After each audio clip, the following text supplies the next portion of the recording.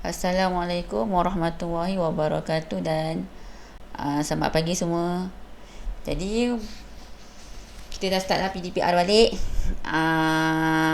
Dan saya ucapkan terima kasih dan tanya siapa yang dah hantar tugasan untuk tajuk 2 minggu yang lepas. Dan saya tengok semua yang hantar kerja menghasilkan kerja yang saya rasa memang semua kerjanya hasil yang baik, semua yang bagus. Macam-macam reka bentuk saya nampak awak reka berdasarkan daripada buah oren tu.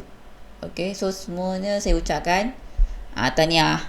So minggu ni kita akan masuk tajuk baru dan bidang baru. Bidang reka bentuk kita dah selesai, so kita masuk bidang seni craft. So untuk dalam bidang seni craft ni ada dua tajuk kecil saja, iaitu seni sulaman dan juga seni apa tadi satu? Apa namanya seni? Seni sulaman dan juga seni seramik. Ya Allah, lupa. Okey, seni sulaman dengan seni seramik. So kalau seni craft ni dia sebenarnya menghasilkan craft lah, menghasilkan hasil kerja yang boleh nampak. Jadinya disebabkan kita belajar melalui online PDPR, jadi saya tak boleh nak ajar awak macam mana kita belajar dalam kelas kan. Jadi susah sikit lah. Jadi untuk tajuk pertama dalam seni craft ni tajuk seni sulaman. So minggu ni kita akan masuk seni sulaman. Okay, macam biasa kita akan masuk teori dulu dan kemudian barulah kerja amali. So untuk kerja amali ni saya tak adalah paksa awak nak buat. Kalau awak rasa awak nak buat, awak buat. Kalau awak mampu buat. Kalau awak rasa awak nak belajar macam mana menyulam, so boleh belajar. Okay. Jadi hari ni kita pergi kepada teori sahaja. So awak boleh rujuk pada buku teks sebab teori pun tak adalah banyak mana pun. Okay. So ini adalah contoh sulaman. Kalau awak nampak kat sini, ini yang bunga ni, bunga kemboja kita panggil kan. Okay, ini ada bunga, ini ada daripada seni sulaman jenis reben. Okay, ini sulaman reben. Dan yang belakang ni adalah sulaman silang pangkah ataupun kita panggil dia cross stitch. Ini yang paling senang sekali lah nak menyulam sebab dia guna teknik satu je. Dia guna cross stitch je. Sampai siap. Kalau yang ini sulaman benang. Kita guna benang. Yang ni sulaman mesin. Guna mesin. Ini pun sulaman benang juga. Kalau sulaman benang ni dia guna ada banyak teknik. Cross stitch ni pun antara sulaman benang juga, cumanya kalau kita buat cross stitch lebih kepada satu teknik sahaja. Kalau kita buat sulaman timbul macam ni, kita boleh guna banyak teknik sulaman. Okey, so hari ni nak ikutkan objektif pembelajaran kita. Awak boleh jelaskan prinsip asas seni sulaman. Lepas tu nyatakan jenis, alatan dan bahan seni sulaman. Dan kemudian kita nak kenal pasti beberapa teknik seni sulaman. So kita pergi kepada prinsip asas seni sulaman. So prinsip asas seni sulaman kita boleh lihat pada motif seni sulaman yang dihasilkan. Nama pun prinsip. So prinsip benda yang sama. Kita belajar prinsip apa?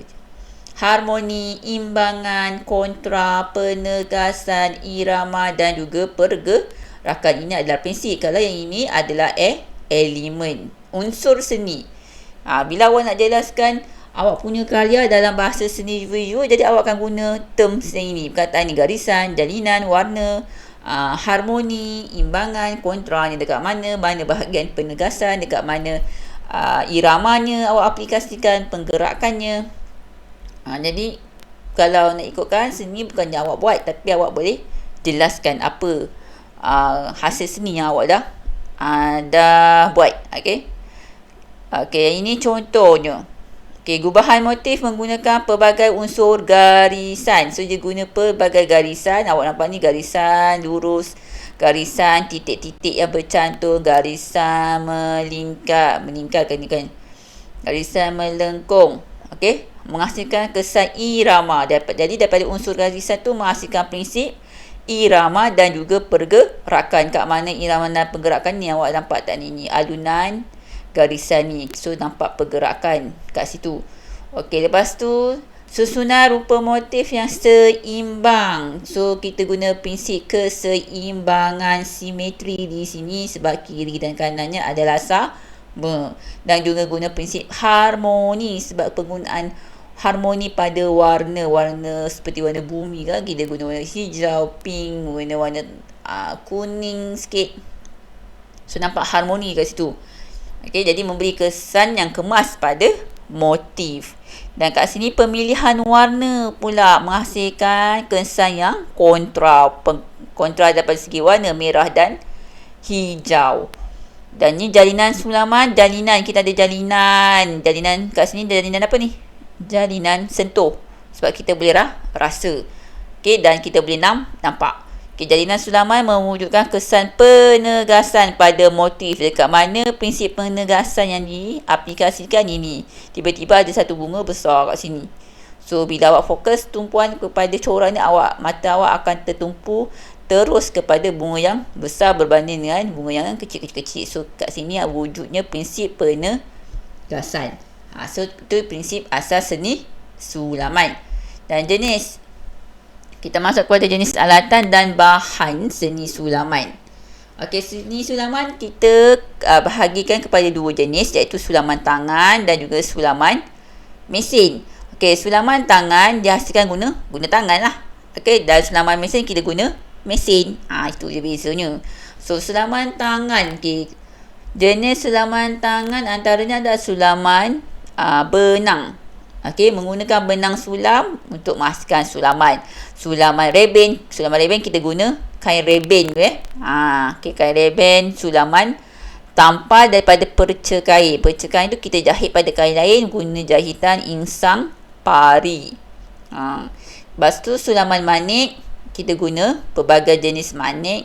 Sulaman singlang pangkah, yang ni saya dah cakap tadi, cross stitch, menggunakan kain berpetak dengan jahitan silang pangkah. Yang ni yang paling senang ni. Okey, sulaman kerawang. Okey, sulaman kerawang menggunakan mesin untuk menghasilkan sulaman. Awak dah design dekat komputer. Lepas tu akan hantar data kepada mesin sulam tu, dan mesin tu akan buat sulaman tu untuk awak. Okey, itu antara jenis seni sulaman tangan dan juga mesin. So yang mesin satu ni lah sulaman kerawang. Yang lain semua sulaman tangan. Okey, alatan dan bahan yang akhirnya untuk minggu depan, siapa-siapa yang nak buat tugasan amali, jadi awak boleh sediakanlah bahan ni ikut kemampuan awak. Siapa yang ada kat rumah dia tak payah beli. Siapa yang tak ada, kalau mampu, kalau tak menyusahkan mak dengan ayah awak, bolehlah awak sediakan kalau awak nak belajar. Okey, so itu semua minggu depan lah. Okey, minggu depan saya akan bagi aktiviti untuk kita buat aktiviti sulaman. Okey, so satunya adalah jarum tapestry. Jarum sulaman ni dia punya lubang ni macam besar sikit. Okey, jarum tapestry ataupun jarum jahit tu dia punya kecil sikit. Kalau awak macam nak guna macam satu ulas benang macam tu tak apa. Kalau benang jahitan ni, dia satu ulas benang tu ada 6 benang lagi. Kan? Ada 6 benang lagi. Sebab tu kita kena guna yang ni, yang lubang besar supaya senang awak nak masuk benang. So yang nombor 2 ni pencucuk jarum. Pencucuk jarum ni nak memudahkan awak nak masukkan benang sulaman ni ke dalam lubang jarum. Okey, nombor 3 adalah manik. So manik ni kalau awak rasa perlu, kalau tak payah tak payah. Saya rasa aktiviti kita tak payah manik lah. Ini kalau awak dah pandai nanti buat, awak nak cuba terokai awak pun sulaman yang lain, awak boleh try. Okay, nombor 4 adalah benang sulam atau benang jahitan. Okey, nombor 5 adalah pen fabric.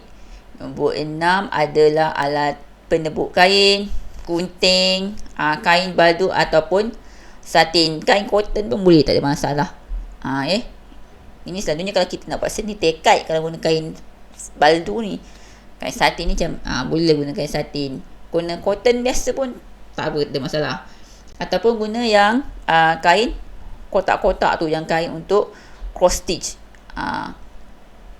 Okay, nombor 9 adalah pemidang, rem pemidang. Jadi rem pemidang ni digunakan untuk menegangkan kain supaya senang awak nak buat sulaman. Okey, nombor 10 adalah reben. Kalau awak nak buat sulaman reben. Dan 11 adalah mesin jahit sulaman. Jadi untuk aktiviti amali awak yang tak payahlah mesin pula kan. Reben, kita adalah reben ni, kalau awak rasa awak nak belajar, awak boleh cari dekat YouTube. Ada banyak tutorial untuk buat sulaman reben. Jadi awak sediakan ini sajalah: rem pemidang, benang sulaman, jarum. Ini kalau ada, boleh untuk memudahkan awak nak masukkan jarum dan gunting. Itulah. Kalau tak ada masalah untuk sediakan, awak boleh sediakan untuk minggu depan. Okey, kita pergi kepada teknik sulaman. So teknik sulaman ini lebih kepada sulaman tangan lah. Okey, so kita ada teknik bullion. Bullion ni selalunya kita gunakan untuk buat bunga rose, okay? Ataupun bunga sakura. Ni bunga sakura. Okay. Ribbon stitch adalah jenis guna reben lah. Ni penggunaan reben. French knot sama ada awak boleh guna reben ataupun boleh guna benang sulaman. Dan selalunya French knot kita guna untuk buat macam bunga kecil ataupun titik knot kecil macam tu kan. Dan ini dia buat bunga lavender daripada French knots. Lazy daisy, okay, lazy daisy untuk kita buat macam bunga cakewalk macam tu, atau bunga daisy. Bunga carnation yang ini adalah guna ribbon. Kita tak guna benang, guna ribbon. Guna benang pula, okay, benang dan ribbon. Tapi benang ni untuk kita buat jadi bulat bunga tu. Kalau kita kat kelas saya dah ajar dah benda ni lah ni. Masalahnya kita belajar macam ni kan, saya tak pernah ajar awak. Kalau guna mulut je, dia tak jadi. Kalau dalam kelas pun macam susah awak nak buat, lagi dah jauh macam ni kan, berbatu-batu jauhnya. Lagi susah saya nak ajar. Malahnya kan kalau awak rasa awak berminat, awak boleh saya akan bagi link yang untuk senang awak nak ikut. Okay. So ini ada jenis chain stitch. Chain stitch selalunya kita guna aplikasikan kalau kita nak buat batang, dahan, ranting, okay, untuk bunga. So ini ada antara jenis seni sulaman yang awak belajar dalam melalui buku teks lah. Kalau ikutkan banyak lagi tekniknya. So ni antaranya lah. Okay. Bullion, ribbon stitch, French knot, lazy daisy, jahitan jeruju dan juga chain stitch. So ini dalam buku teks awak ni ada tunjuklah cara macam mana nak buat teknik seni sulaman. Cuma dalam buku teks ni untuk teknik bunga carnation ni agak susah sikit awak nak ikut. Jadi saya akan cuba cari link video, saya akan bagi siapa yang try. Okey, ini teknik bullion. Okey, teknik bullion. Teknik bullion ni awak kena lilit pada jarum banyak kali nak hasilkan panjang macam ni. Okey. Yang ni dia guna French knot, bullion dan juga apa ni? Chain stitch. Okey, so itu je lah teori kita pada hari ini. Jadi minggu depan insya-Allah untuk amali saya akan bagi aktiviti apa yang kita perlu buat untuk minggu depan. So siapa yang mampu bolehlah sediakan bahan seperti yang saya terangkan tadi. Kalau rasa tak mampu nak sediakan, tak apalah, nak buat macam mana kan, bukannya boleh paksa awak. Okay. So kita jumpa lagi pada minggu hadapan. Okay, Assalamualaikum warahmatullahi wabarakatuh.